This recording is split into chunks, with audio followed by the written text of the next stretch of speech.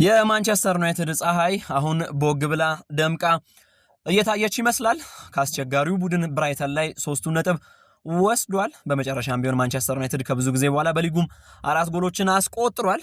ዩናይትድ አሁን ከዋንጫ ተፎካካሪዎች መካከል አንደኛው ለመሆን ጥቂት ብቻ የቀረው ይመስላል። ሰላም ክቡራን፣ እንዴት አምሽታችኋል?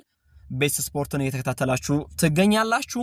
የእንግሊዝ ፕሪሚየር ሊግ ጨዋታዎች ዛሬም እየተከናወኑ ቆይተዋል። ትናንትና የጀመረው ዛሬ ማንቸስተር ዩናይትድ ኦልድ ትራፎርድ ላይ ከብራይተን ጋር የነበረውን ጨዋታ በድል ተወጥቷል። 4-2 አሸንፏል።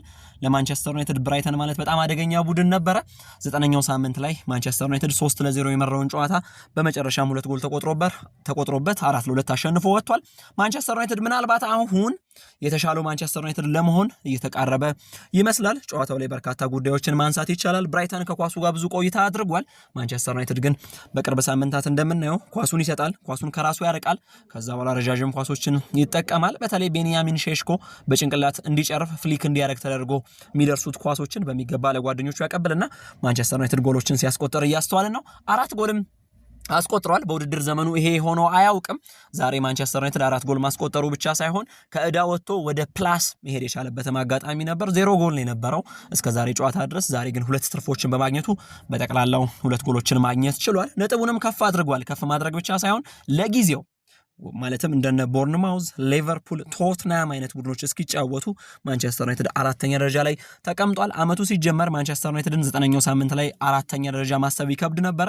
አርሰናል ከፓላስ ነገ ጨዋታውን እስኪያደርጉ ድረስ በማንቸስተር ዩናይትድና በአርሰናል መካከል ያለው የነጥብ ልዩነት 3 ብቻ ሆኗል። እርግጥ ነው እንደ ሰንደርላንድ ያለ ቡድን ከሚገባው በላይ ሰንዝሮ ያለፉትን 2 ተከታታይ ጨዋታዎች አሸንፎ በ17 ነጥብ የሊጉ 2ኛ ላይ ተቀምጧል። በእርግጥ የነ ማንቸስተር ሲቲ ጨዋታ የሚጠበቅ ይሆናል። ማንቸስተር ዩናይትድ ተከታታይ 3 ጨዋታ አሸንፏል። በሩበን አሞሪም አሰልጣኝነት ቡድኑ አንድ ጨዋታ እንጂ ከዛ በላይ ሲያሸንፍ አይስተዋልም ነበረ። በሊጉ ባለፈው ሳምንት ሊቨርፑልን አሸንፎ 2 ተከታታይ ጨዋታ እንዳሸነፈ አውጆ ነበር። ዛሬ ደግሞ ብራይተንን 4-2 በማሸነፍ የጨዋታ ብዛቱን ወይም የጨዋታ ቁጥሩን 3 አድርሷል። ማቲያስ ኩኛ በማንቸስተር ዩናይትድ መለያ በሊጉ የመጀመሪያ ጎሉን አስቆጥሯል። ካዘሚሮ እሱ ላስቆጠረው ኳሱን አመቻችቶ አቀብሏል። የማቲያስ ኩኛ ደስታ ፍጹም የተለየ ነበር። 24ኛው ደቂቃ ላይ ቫርብሩገን በማይደርስበት ፋር ፖስቱ ላይ ወይንም ደግሞ በቀደመው ጊዜ እንደነ ፊሊፔ ኮቲኒዮ የሚያስቆጥሩትን አይነት ኳስ ዝቅ አድርጎም ቢሆን አስቆጥሮ ማንቸስተር ዩናይትድ 1-0 መምራት ቻለ። ከዛ በኋላ ካዘሚሮ ዲፍሌክሽን የነበረው ኳስ ሉክሾ ምናልባት እንግዲህ ጥፋት የሰራ ይመስል ነበር ጆርጂኒዮ ሩት ላይ። ዳኛው ግን ጨዋታው መቀጠል ይችላል ስላሉ ካዘሚሮ ያን ኳስ ወደ ጎል ሲመታው ቫርብሩገን ወደ ግራ እየሄደ በያሲና ያሪ ተገጭታ ኳሷ ተቆጠረች። ግን በካዘሚሮ ስም ነው የተመዘገበው። ማንቸስተር ዩናይትድ በ10 ደቂቃ ልዩነት 2 ጎል አስቆጠረ። ከረፍት መልስ ብሪያን ምቡሙ ከቤንያሚን ሼሽኮ ያገኘውን ኳስ በሚገባ ተጠቅሞበት ወይም ኒር ፖስት ላይ አስደናቂ ጎል አስቆጥሮ ጨዋታው 3-0 ሆኖ ነበር። 74ኛው ደቂቃ ላይ የጨዋታው አከራካሪ ነጥብ ሊሆን ይችላል። ምናልባት ዶርጉ አደገኛ ጥፋት ይሰራል። የሰራው ጥፋት ደግሞ የቀይ ካርድ ይመስል ነበረ። ያን ግን ዳኛው በቢጫ ካርድ አልፈውት ቅጣት ምቱን ለማደኛው ዳኒ ዌልቤክ ማንቸስተር ዩናይትድ ላይ ማስቆጠር ችግር የለበትም። ዛሬ ማስደናቂ ቅጣት ምት አስቆጥሯል። እንደውም ሴሎመንስ ላይ ጥያቄ የሚያስነሳ አይነት ኳስ ነው ያስቆጠረው። እርግጥ ነው ግብ ጠባቂው ኳሱ የተመታበት ባሸፈነበት በኩል ነው። በሚችለው ርቀትም ተወርውሮ ሞክሮታል። ኳሱን በሚገባ ማውጣት ባለመቻሉ ነው እንጂ የመንካት ምድል ነበረው። ዳኒ ዌልቤክ ካስቆጠረ በኋላ ግሪካዊ ወጣት ኮስታሎስ ሁለተኛውን ጎል አስቆጥሮ 92ኛው ደቂቃ ላይ ማንቸስተር ዩናይትድን በጣም ጭንቀት ውስጥ ከቶ ነበር። ወይም ማንቸስተር ዩናይትድ ከዚህ ጨዋታ አቻ ሊለያይ ነው የሚል በኦልድ ትራፎርድ የነበረው ስሜት ያን ይናገር ነበር። ብሪያን ምቡሙ ለራሱ ሁለተኛው ለቡድኑ 4ኛው ጎል 96ኛው ወይም የዳኛው የፊሽካ ደቂቃ በሚጠበቅበት ሰዓት ላይ አስደናቂ ጎል አስቆጥሮ ጨዋታው 4-2 ተጠናቋል። ማንቸስተር ዩናይትድ አሁን በደንብ እየገፋ እያበበ ከፍ እያለ የመጣ ይመስላል። በጨዋታው ላይ የተለያዩ ቁጥሮች ተመዝግበዋል። ለምሳሌ ብሩኖ ፈርናንዴሽ ዛሬ 300ኛ የማንቸስተር ዩናይትድ መለያ ጨዋታውን አድርገዋል። 4ኛዋ ጎል ስትቆጠር አይደን ሄቨን ቀጥታ ለሱ ነበር ያቀበለው።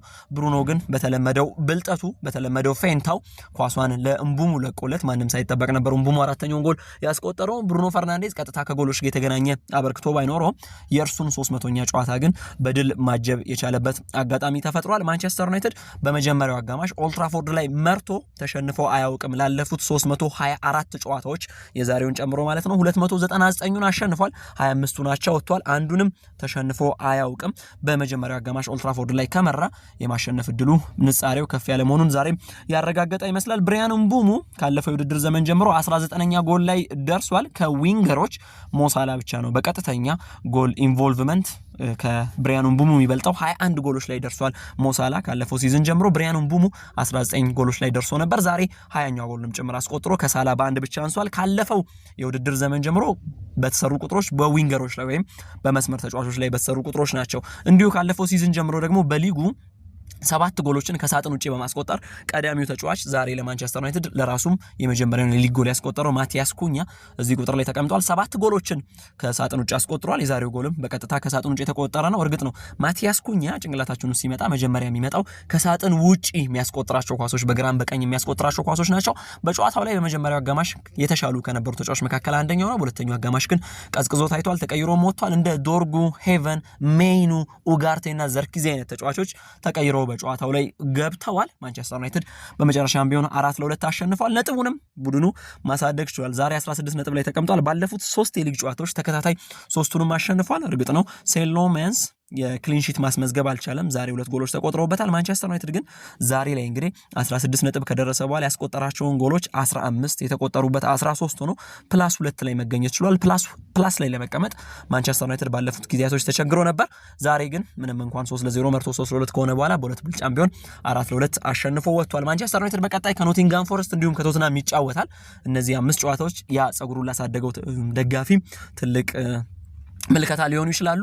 አሁን የሩበን አሞሪም ቡድን ቢያንስ ቅርጹና ቀለሙ የተለየ እንኳን ቢሆን ወደ አሸናፊነት ሜንታሊቲ መጥቷል። ባለፉት 3 ተከታታይ ዓመታት ኦልድ ትራፎርድ ላይ ብራይተንን ማሸነፍ አልቻለም። ማሸነፍ ብቻ ሳይሆን 3 ጎሎች በተደጋጋሚ የሚቆጠርበት ቡድን ነበር። እንደውም አሜክስ ላይ ይሻል ነበር ማንቸስተር ዩናይትድ። ግን ይህንን ከርስ ወይም ይህንን እርግማን መቅረፍ የቻለበት አጋጣሚ ተፈጥሯል። የማንቸስተር ዩናይትድ የፊት መስመር ተጫዋቾች 3ቱም ዛሬ በጎል ላይ ቀጥተኛ ግንኙነት ማድረጋቸው ደግሞ ሌላ ለማንቸስተር ዩናይትድ መልካም አጋጣሚ ነው። ሼሽኮ እምቡሙ ላስቆጠረው አንድ ኳስ አመቻችቶ አቀብሏል። ጎል አስቆጥሯል። ራሱ ደግሞ ማቲያስ ኩኛም ጎል ማስቆጠር ስለቻለ ለማንቸስተር ዩናይትድ እነዚህ መልካም ናቸው ብሎ መናገር ይቻላል። ከመሪው አርሰናል በ3 ነጥብ ብቻ ነው የሚያንሰው። እርግጥ ነው ነገ አርሰናል ከክሪስታል ፓላስ ጋር ጨዋታውን ያደርጋል። ማንቸስተር ዩናይትድ አሁን አንድ ቀለሙ የተረጋገጠ ይመስላል። የሴሎሜንስ ወይም ደግሞ የተከላካይ ክፍሉ ረጃጅም ኳስ ቤንያሚን ሼሽኮን ያገኙታል። ቤንያሚን ሼሽኮ በጭንቅላቱ ፍሊክ ካረገ በኋላ አማድ ዲያሎ፣ ብሩኖ ፈርናንዴዝ፣ ምቡሞና ማቲያስ ኩኛን ያገኛል። እነዚህ ኳሶች ደግሞ ቀጥታ ወደ ጎልነት ሲቀየሩ የዛሬ ጨዋታ ላይ ምስክርነት ማስቀመጥ ይቻላል። ይሄ ፕላን ለማንቸስተር ዩናይትድ አዋጭ ይመስላል። በሊቨርፑል ጨዋታ ላይ የመጀመሪያው ጎል ተመሳሳይ ቅርጽ ነበረው። በሰንደርላንድ ላይ ቡድኑ ይሄንን ሲያስመለክት አይተናል። ከዛ በኋላ ደግሞ ዛሬ በነበረው ጨዋታ ላይ ረጃጅም ኳሶቹን ሲጠቀም ጥቅም ላይ ሲያውል የበረኛው ሁለቱም እግር ጥቅም ወይም ደግሞ ከፍ ባለ ጥራት የማቀበል ብቃት ለማንቸስተር ዩናይትድ የጎል ምንጮች መፍትሄ እንደሆነ ያሳያል። እምቡሙ አሁን ለማንቸስተር ዩናይትድ ጥሩ ጊዜ ላይ ይመስላል። እንግዲህ በርንሌ ላይ ጎል አስቆጥሮ ነበር ተጫዋቹ። ከዛ በኋላ ጎሎች በቀላሉ ማግኘት አልተቻሉም ነበር። አሁን ግን ወደ ጎል እየመጣ ነው። ባለፈው ሳምንት ሊቨርፑል ላይ በመክፈቻ ደቂቃ አስቆጥሮ ነበር። ዛሬ በመዝጊያ ደቂቃ ጨምሮ 2 ጎሎችን አስቆጥሯል። የማንቸስተር ዩናይትድ ከፍተኛ ጎል አስቆጣሪም ሆኗል። አምና ለምን ይሄ ተጫዋች 20 ጎሎች ላይ እንደደረሰ እያመሳከረ ይመስላል። ዛሬም ከጎሎች ጋር ቀጥታ ታርቆ ለማንቸስተር ዩናይትድ አገልግሎት እየሰጠ ነው። ቤንያሚን ሼሽኮ፣ ማቲያስ ኩኛ ለማንቸስተር ዩናይትድ የፊት መስመር የጨመሩት ከፍታ እንዳለ መናገር ይቻላል። ማቲያስ ዴሊክት ዛሬ በማንቸስተር ዩናይትድ በኩል ልዩነት ፈጣሪ ከነበሩ ተከላካዮች መካከል አንደኛው ነው። ማንቸስተር ዩናይትድ ከብዙ ጊዜ በኋላ በሜዳው አሳምኖ ላይሆን ይችላል ግን 4 ጎሎችን ሲያስቆጥር አስተውለናል። 4-2 አሸንፏል። ከምንም ነገር በላይ ደግሞ በጣም የሚያስቸግረውን ብራይተንን ነው ያሸነፈው። ቡድኖቹ አጠገብ ላጠገብ ነው የነበሩት ከጨዋታው በፊት። አሁን ማንቸስተር ዩናይትድ ከብራይተን በብዙ ርቆ ተቀምጧል። በቀጣይ ሲቲ ግራውንድ ላይ ኖቲንጋም ፎረስትን ይገጥማል። ሾን ዳይችን አምጥቷል። ኖቲንጋም ፎረስት ከማንቸስተር ዩናይትድ ጋር ምን አይነት መገዳደር ይኖረዋል ራሱን የቻለ ተጠባቂው ጉዳይ ነው። ምናልባት ግን እስከ ጥር ድረስ ማንቸስተር ዩናይትድ ራሱን በቶፕ 4 ላይ ማቆየት የሚችል ከሆነና 6 ቁጥር 8 ቁጥር ተጨማሪ የሚያገኝበት እድል ካለው ስለ ዋንጫ እንኳን ባያስብ ራሱን በአውሮፓ ቻምፒየንስ ሊግ ስፖርት ላይ የማግኘት እድሉ ሰፊ ይመስላል። የማንቸስተር ዩናይትድ የዛሬው የጨዋታ ቆይታ ግን ጠቅለል ሲደረግ ቡድኑ በአሸናፊነት ሜንታሊቲ ማሸነፍ በመቻል ዳግም በመወዳደር ከትልቅ ቡድኖች ጋር በመፋለም ለዋንጫ ማሰብ በሚችልበት ስታንዳርድ ላይ መገኘቱን ያሳያል። ድንጋጤዎች ነበሩ። 3-0 የተመራ ጨዋታ ወደ 3-2 የመምጣት እድሉ ጠባብ ነው። እርግጥ ነው ማንቸስተር ዩናይትድ ጋር ክፍተቶች ነበሩ። ያም ቢሆን ግን በእንደዚህ አይነት የችግር ቀንም አሸንፈው መውጣት ማንቸስተር ዩናይትድ ራሱን ዳግም እንዲያገኝ ምናልባት ዳግም እንዲመለስ ያግዘው ይችል እንደሆነ የሚታይ ነው። ለሁሉም ማንቸስተር ዩናይትድ ከኦልድ ትራፎርድ ውዷን 3 ነጥብ ወስዷል።